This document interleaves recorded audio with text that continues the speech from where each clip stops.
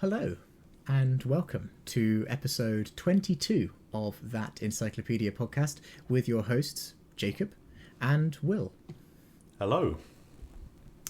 Today we're tackling quite a short article on Wikipedia, but I think one of, if not the most complex articles we've covered so far. It's a sciencey one, and it does not pull its punches when it comes to getting into the roots of genetics, biology, genealogy, and evolutionary science in general. Today we are discussing the concept that has at times proved controversial, but I think is reasonably robust, of the mitochondrial Eve, who is defined as the matrilineal most recent common ancestor of all living humans. This is literally speaking, a mother to us all, with various grands and greats bolted onto the front. It didn't take us very long to select this, did it, Will? Like we settled on this topic within about 5 seconds of reading it. Yes. Yeah, and I think it's worthy of discussion, but we're going to have to be careful because I do not have a background in biology, let alone evolutionary science, and it's a bit of a minefield, this article. It goes out of its way to talk about common misconceptions that people assume when you talk about mitochondrial Eve, when you reference our matrilineal most recent common ancestor. So what about a quick true or false? How about this? Do you want a quiz? Okay. I yes, can quiz you. Okay. me. True or false? True or false? If there's a mitochondrial Eve, there is an equivalent for Adam, using the biblical terms. Is there a mitochondrial Adam? No, there is no mitochondrial Adam. There is an equivalent of sorts, but we'd have to be talking about the Y chromosomal Adam. For mitochondrial DNA is not the same as the DNA that distinguishes the male sex. Yes, we will put a pin in that. That's a very important point. But correct. Bit of a trick question. There is a kind of a male equivalent, a paternal most recent common ancestor, but it's not determined through mitochondria. Okay, next statement. If we have these Adam and Eve-like figures, they knew each other and reproduced together.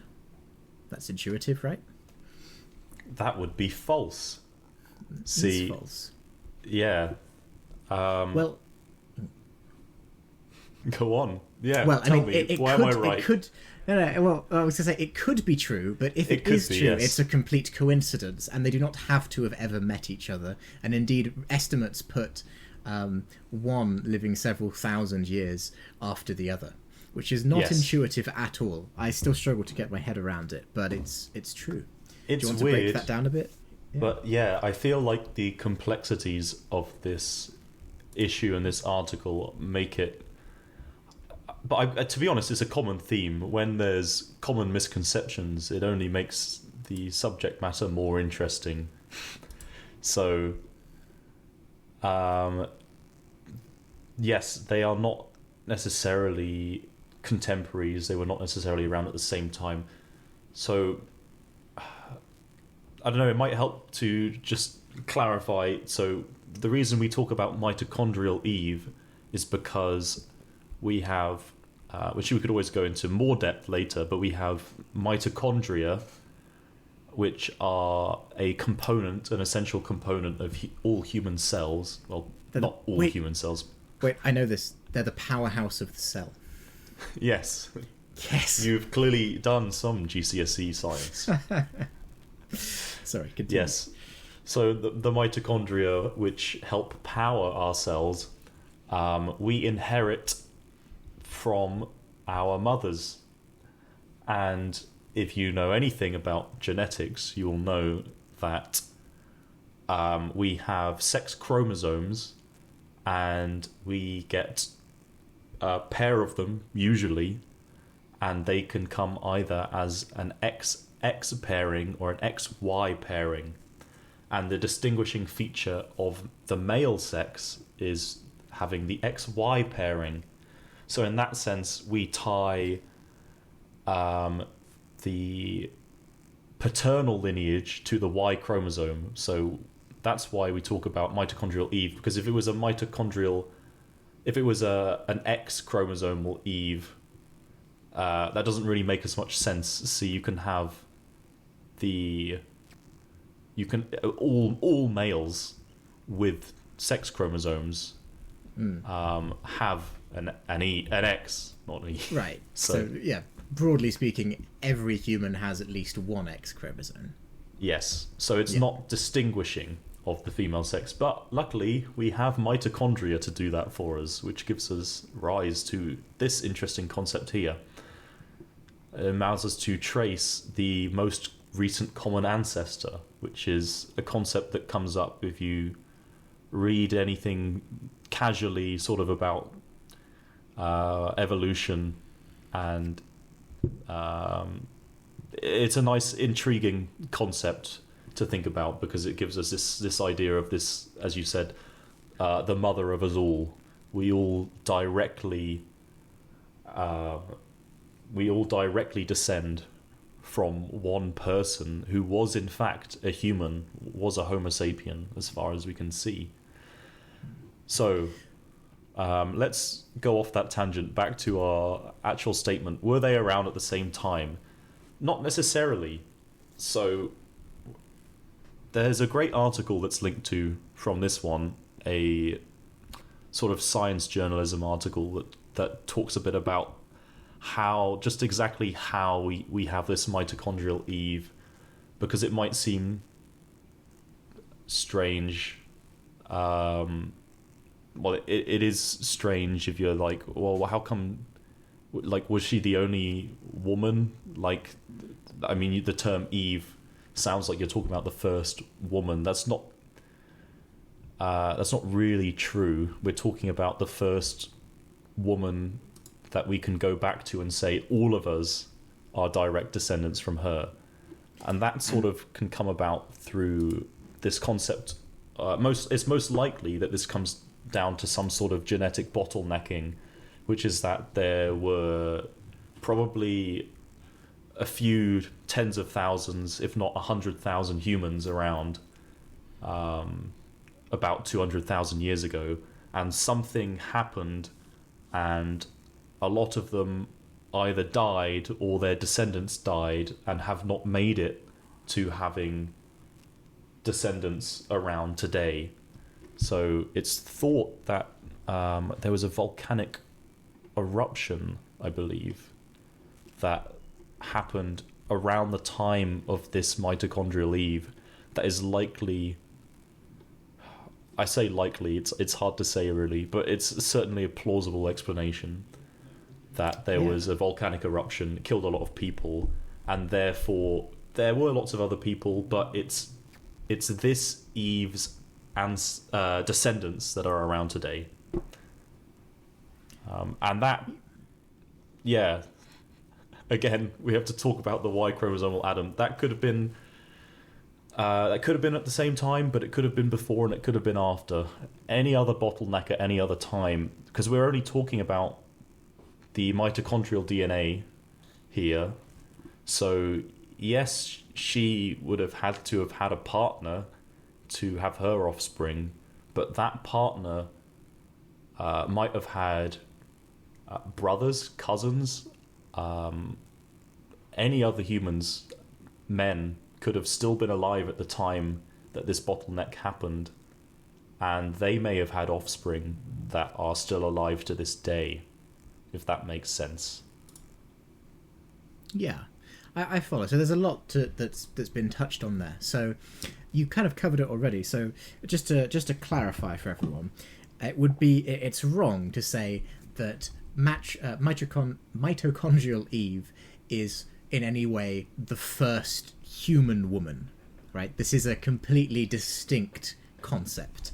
I think that's important to hammer into the heads of anyone listening. This mitochondrial Eve is not the first woman in the sense that Eve in the Bible, in Christian creation mythology, is the first woman created by God. And in fact, the term mitochondrial Eve has been a bit controversial for this reason, because it's a misleading term in that sense. If you say, oh, Eve, and you're not sure what mitochondrial means, then you're going to latch on to what you do know, which is probably going to be Eve. So you're saying, oh, you're saying this is like the scientific equivalent of Eve from the Bible? And it is, in the sense that it's the equivalent ancestor, most recent common ancestor, matrilineally speaking, but it isn't in the sense that it's the first woman. For reference, the current estimate of when mitochondrial Eve may have lived is around 100 to 230,000 years ago, whereas kind of modern humans have been around for longer than that. This is an easy trap to fall into, to the point that one of the original authors of the paper published in the 1970s and 80s by Alan Wilson, Mark Stoneking, Rebecca L. Cann, and Wesley Brown. Wilson felt that the term should be replaced and preferred to say lucky mother, because it's kind of meaningless to be a mitochondrial Eve, right? It's an impressive title, but it doesn't impact anything for that individual, because they'll be long dead by the time it matters, and it's not even set in stone, which I think is the final misconception that I wanted to touch on in the little quiz. Mitochondrial Eve has, and does, and will continue to, constantly move around between different people in our history. This might sound counterintuitive at first, because it makes no sense if you think of mitochondrial Eve as the first woman. But once you've got that out of your head, and you instead just accept that it's the matrilineal most recent common ancestor for all living humans, living being the key word here, then it makes a lot more sense. You have branches of humanity, let's say an isolated population on an island exists. Well, they have a most recent common ancestor with everyone else, even if their population is currently isolated.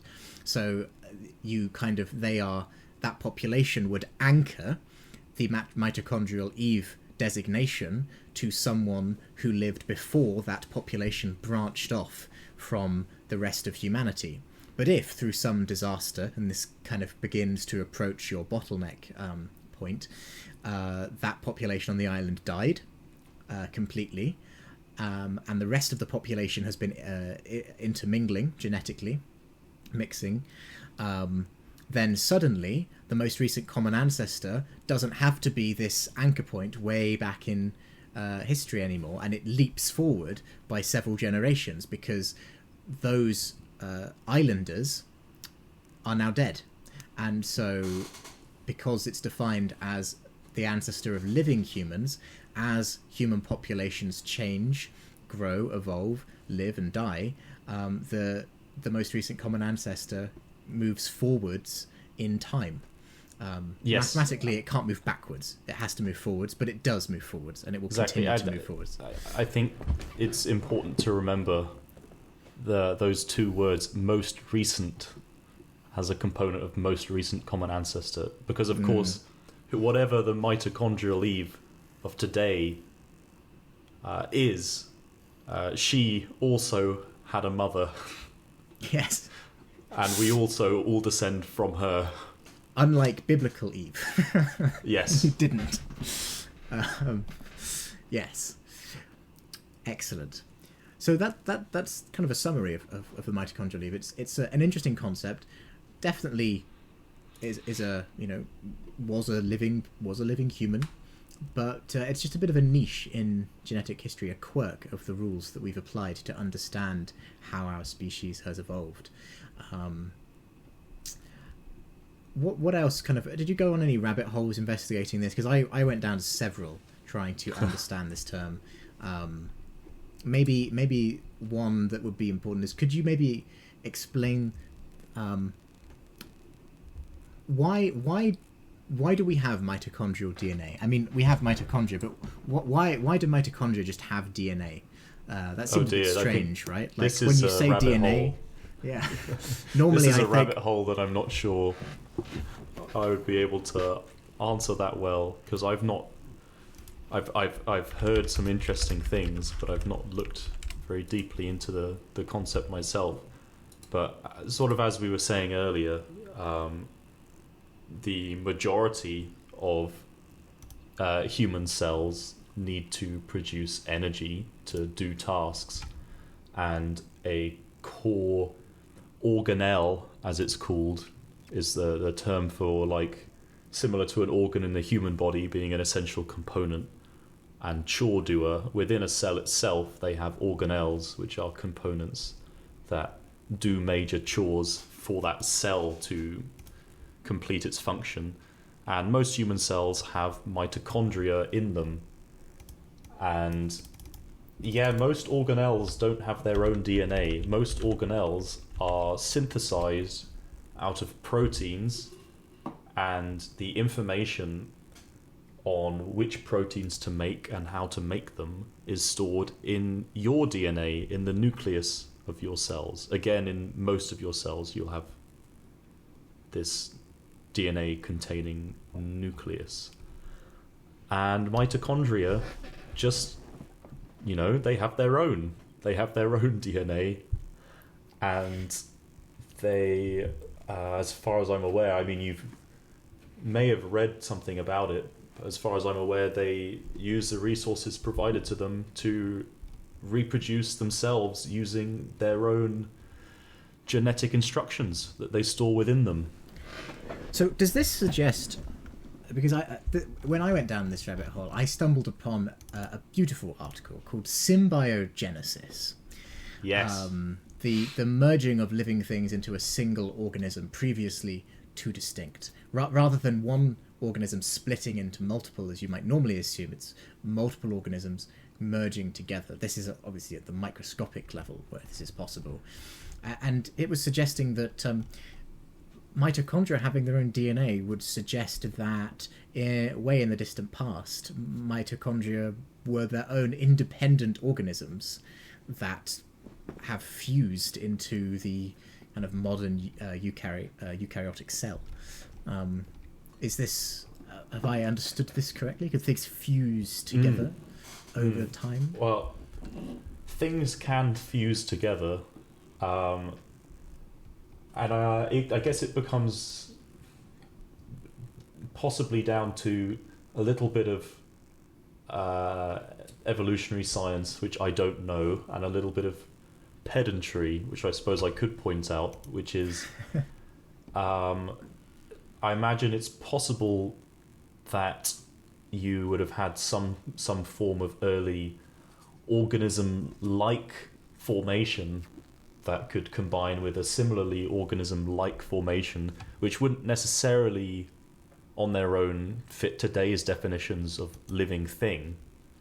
Because of course actually defining what is a living thing is interestingly quite challenging, considering the entire field of biology exists.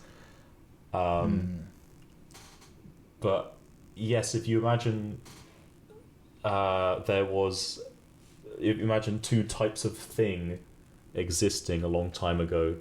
Type A thing, which bounces around and fulfills a process, and just so happens to have formed in a way where when it goes around doing its thing, more copies of it are made. And then another thing that's different and does a different task, but also manages to reproduce itself using components in its environment. If two of these things find themselves interacting, what if their interaction is actually beneficial for both of them? Maybe then you get some of this happening. Sorry, I'm really not going to be able to explain this in any more depth. It's a But valiant yes. attempt. I am following it in the broad strokes. Yeah. Okay. Because I believe that's sort of what I remember. That was more of a documentary that I saw a while back. But yes, it's certainly an interesting idea that mitochondria aren't by definition, but in spirit, in the fact that they have their own DNA, it's almost like we have these small creatures living within our every cell that without them we wouldn't exist. And the only reason us as a complex life form exists is because it is of mutual benefit to our cells and the mitochondria themselves, are miniature overlords. So that will be the complex bit in complex life. Yes. Yes. Interesting. So we've mentioned as well Y chromosomal Adam, the most recent male line common ancestor of all living humans. But did you know that there is also a Y chromosomal Aaron? Have you seen this? No, I have not. This is a rabbit hole I went down from the See Also section of the article, and it is essentially a scientific quest to find the hypothesized most recent common ancestor of the patrilineal Jewish priestly caste known as the Kohanim, which is plural of Cohen with a K. According to the traditional understanding of the Hebrew Bible, this ancestor was named Aaron, the brother of Moses. And it seems to be a sincere investigation of DNA sequencing in an attempt to identify and verify this biblical figure, the brother of Moses, because obviously the Jewish Kohanim group is a distinct group, and so they have distinct genetic markers. There's an entire article that's actually longer than the Mitochondrial Eve article discussing Y chromosomal Aaron, but it leads into this broader point that choosing our most recent common ancestor, be it through mitochondrial DNA for the mother's side or Y chromosomal nuclear DNA for the father's side, is a little bit arbitrary. Doing the most recent common ancestor, you could choose specific groups. You can classify, and indeed you have to get this far back, different genetic groups of humans as they dispersed around and eventually out of Africa and across Europe and Asia and so forth. And it's possible to attempt to find the most recent common ancestor of any of those groups individually. This article is the result of taking those individual efforts and just uniting them all back as far as you can go until you reach what's called, I guess, L0, I think. The term for a kind of genetically distinct group, and distinct in terms of mitochondrial DNA, is an mDNA haplogroup, where a haplogroup is just a group of alleles in an organism that are inherited together from a single parent. Alleles being forms of a gene. Yeah, the number of genes being expressions of DNA. Like, we could go back like forever, couldn't Yes. we? This is, and thus was the rabbit hole invented. Yes, thus Yeah. we hope that you did GCSE biology if you want to understand the more complex parts of the rabbit holes that spiral from this article. GCSEs But being the exams taken at the age of 16 in the UK. Well, although it's not necessary, I suppose, to understand any of the random jargon, to still see that there's an interesting concept going on here. But we'll go back to your point that you were making. Well, I think I had concluded it. The overall point being that although it is interesting, it's also arbitrary. And the more exciting takeaway from this article, I think, is the use of genetic lineage, genealogy, more broadly. Whether it's more traditionally, where maybe your parents or even you yourself are obsessed with, in the UK, it's not uncommon to like try and trace back your family line all the way to William the Conqueror, or some Norman noble around 1066. That's kind of like the. Would you agree with that? That's like the standard. Oh, that's impressive. You've got all the way that far. Sort of metric. Yeah, I suppose. Yeah. My mum was keen on my family's genealogy and got back to the 1500s.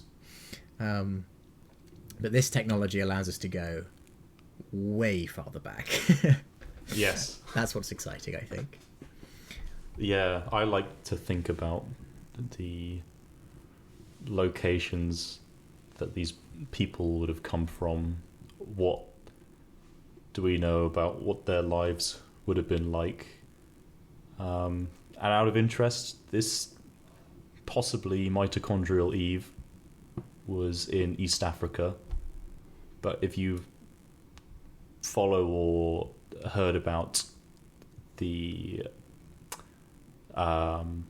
origin of man, then you'll probably be aware that a predominant idea is that sort of humans evolved within Africa and migrated out, of course, to spread out all across the world once, and then to spread out across the world again a few more times. Interestingly, claiming to have discovered continents that people are already there. And maybe we just briefly finish by returning to this idea of a bottleneck as well, because I'm sure there's at least one person listening who heard us say, Mitochondrial Eve probably lived about 150,000 years ago-ish. And we'll say, wait, hang on a minute. Humans have been around for way longer than this, genetically speaking. And you'd be correct. And the reason for this is there was a time about 70,000 years ago, I think. Well, including 70,000 years ago, but there have been many times throughout history where our species has been brought to the edge of destruction. And it's probably not the last time either. And these events decimate populations, remove large proportions of the pre-disaster population from the gene pool, and creates a genetic bottleneck. This enables kind of smaller numbers when talking about events in history. I'm not sure if that makes sense.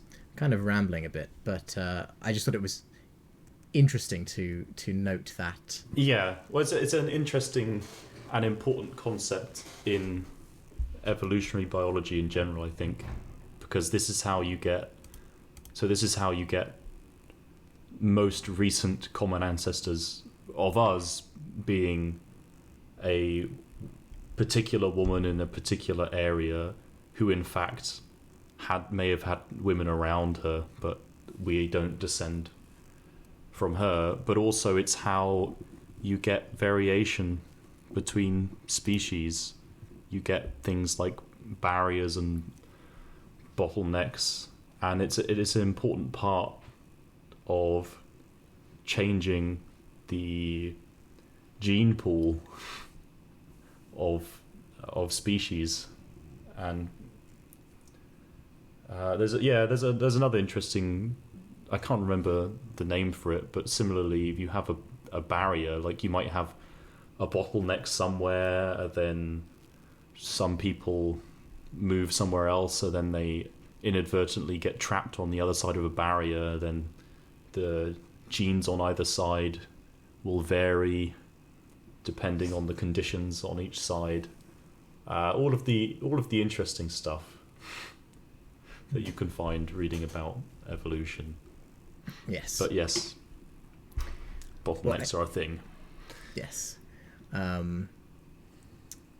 think we've done this article justice, Will. Ha!